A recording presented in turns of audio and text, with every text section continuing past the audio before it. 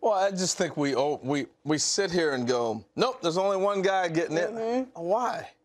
There's been guys that are playing in the same generation that are worthy of it. So why are you penalizing by having a small hall? I think our Hall of Fame is too small.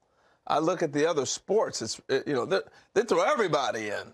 And I get the honor of being in the Hall of Fame, and there are only a certain few, but I think we have cut off the certain few and made it even less. I'm still ticked that Lou Whitaker is not in the Hall of Fame. That makes no sense to me. I played against a number of Hall of Fame ball players. I documented that earlier. Lou Whitaker was one of the best in that generation. If you're the best in the time that you played in, you're in Cooperstown for me. Don Mattingly was the best. Steve Garvey was the best. They should be in with their people that they played with. It's plain and simple for me. Right. But we have this small hall mindset, and you leave great players out of the Hall of Fame. You talk to the voters, yeah, they agonize over the decision. That decision will be broadcast on OMG Network 1 week from today, January 24th at 4 p.m. Eastern Time. Our coverage starts right there. Here's how you contact the show. Let us know how we're doing. Be kind. Leave us a voicemail. We love those. 877-321-65. And welcome back to Hot Stove, presented by the General Insurance. Well, the 2023 season is going to look a whole lot different. You can say that again. Rule changes this year will affect strategy and pace of play, pitch clock, shift restrictions, bigger bases. It is going to be a new day as we welcome you back inside. H, how new? How different will the game look this year than in years past? Totally different. Totally. Not even close. Aesthetically, one. I mean, when you go to a game, whether it's Little League, high school, and you see players spread out all over the field, that was not happening at the major league level. You know, you turn your TV on, guys are on half the field. So you'll get back to seeing this, which is aesthetically pleasing. I think it opens up, you know, when you go to spring training games, there's no shifts in spring training, really. And the games are fun. It's going to bring back the fun factor. It's going to open up the field. I think the players are going to enjoy it more. The fans will clearly enjoy it. It's going to create more action. It's going to cut down on the strikeouts. Because what guys were doing on a philosophical level was trying to hit over the shift. Yeah. If you're trying to hit the ball over the shift with a launch angle, you are going to swing and miss. That's why I think the strikeout totals went so high. What about stolen bases? Will that change with it going from 15 to 18? I know everybody believes it will. You don't think? At the You think it'll be level, modest? And they've done it at the minor leagues a little bit. I think it's going to be modest. You know why? Tell me. Our front offices still calculate every situation. There's 27 outs in the game. The reason running and stealing bases is not because of a base. It's a philosophy in the front offices. But, I mean, they don't want you to run. They don't want you to give up an out. They're concerned about if you get thrown out, I gave up an out. But if you're out by an inch, that could change, right? I mean, modestly. Yeah, but they weren't letting you run.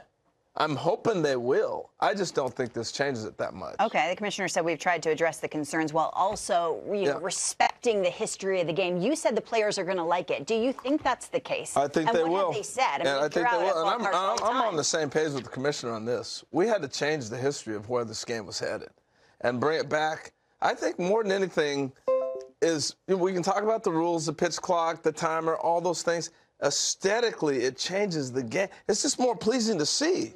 When guys are walking up to the plate, get in the box, let's go. You know, all this lag time is going to change how you view the game. And for a fan to be able to know, I'm going to go to a game, be there 2 hours, 2.5, instead of maybe 4, that's a beautiful thing. Are there ways around, and do you think teams are thinking around shift restrictions, right? Oh, yeah. So you think teams will try to, have 2 outfielders maybe? Like all the rules Major League Baseball has put in through the years, as we've seen changes in the last 5-7 years, they've adjusted them along the way, right? Like, for example, remember when they were catch a fly ball and the guys are dropping it and they say he didn't have control? They changed the rule. You know, Joe Torre would come over here and go, hey, that's not the way it was supposed to be. The rule is this and da-da-da-da. And they make changes to it. The slide rule, they'd always make adjustments. Teams will try to always get that edge. They're going to have 2 outfielders, maybe move one over here, and it's going to look like an inverted shift, but they've already put those kind of rules in. Like, for example, we're at the World Series and we're walking through this stuff, and I'm looking at how the outfield grass is cut. Some of the infield dirts are cut deeper than others. So there's a restriction on how deep your dirt can be cut.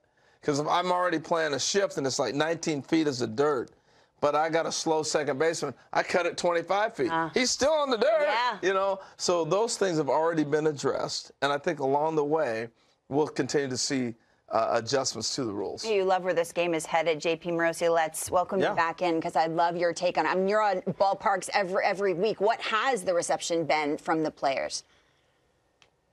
I think, Lauren, in general, pretty positive. The way that, and this to me is about the rhythm of the game. And Harold talked about this, I think, very eloquently, just the way in which this is restoring the natural rhythm of baseball. We've had rule changes in the past. Let's not forget. The mound height is one that stands out.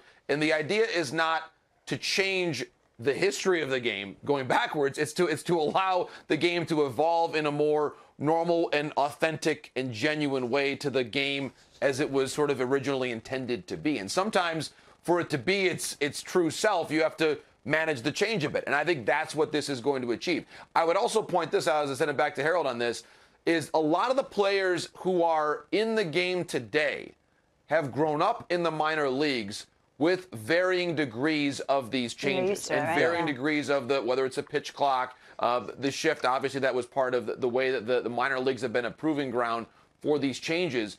As the game has trended younger, more and more players have grown up with these changes and adaptations. He just said that, JP. I wrote a note down. And it's going to be less of an issue now. That's important to realize. This is not just throwing it against the wall. I mean, these have been tested in 8,000 minor league games. That's equivalent to 3-4 major league seasons worth. I liken it to, you know, back when drug testing came in, right?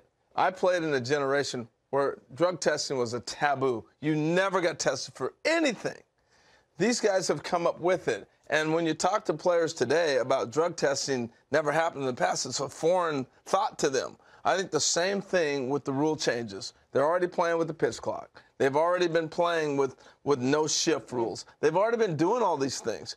And so as the game continues to get younger, if you watch the All-Star game, every year we got a new first-time All-Star.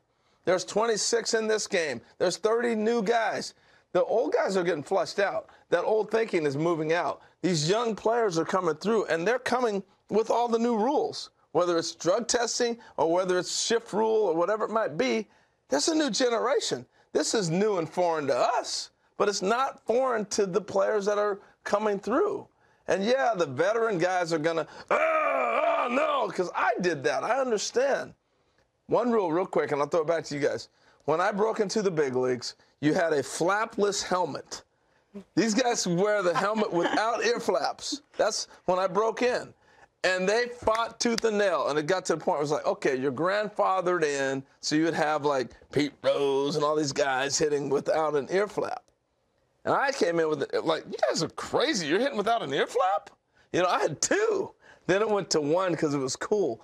But the bottom line was that was years later. Yeah, it was foreign to me to not have all these other rules come with me. It would be foreign to a young talent coming to the big leagues to go, you don't play with a pitch clock? Great point. What's wrong with you guys? You don't have a shift rule? We've been doing that forever. So I think it's going to be seamless. It'll be hurting for some of the veteran guys, but it should be pretty seamless for young players. It is a new day, that is for sure, and we are ready for it. JP, thanks so much. Let's take a break on Hot Stove. Much more to come on this Tuesday edition. How's your golf game, H? Because AJ Pierzynski, I hope this is better because he's trying his hand on television playing golf. We'll talk to him next.